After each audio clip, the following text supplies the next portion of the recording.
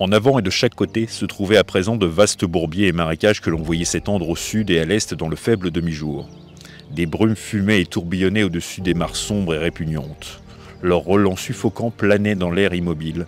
Les vapeurs de marécages formaient de lourds bancs de brouillard. Aucun rayon de soleil ne perçait le ciel bas et nuageux. Je ne viens pas de faire une description de la Somme, qui est un endroit charmant où des fois il y a du soleil, c'est vrai, pourri. Oui.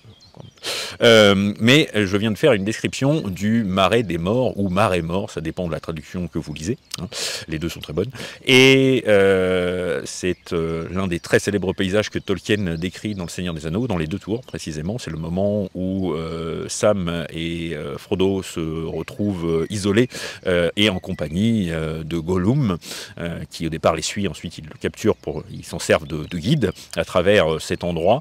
Et le marais des morts est un endroit qui voit se dérouler une bataille extrêmement violente des millénaires avant le Seigneur des Anneaux, et qui reste hanté par les cadavres et donc les esprits de ceux qui sont morts là.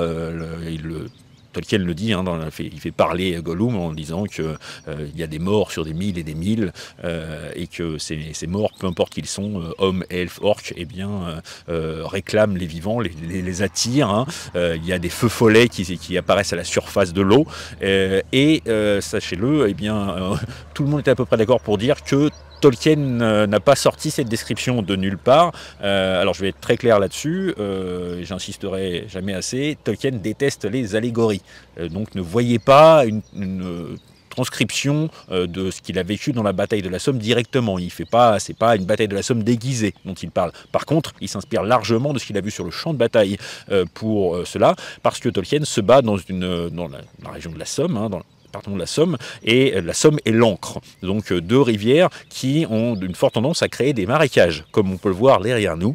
Ça fait plein de petits bras qui vont se perdre dans la terre.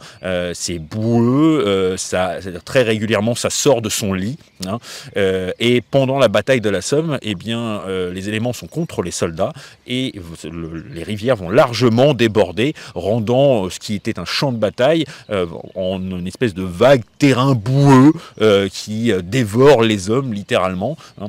C'est l'endroit qui se trouve derrière nous, vraiment l'illustre parfaitement. Hein. Imaginez de devoir affronter des adversaires avec ça autour de vous. Ça revient à n'avoir aucune chance de s'en sortir. Hein.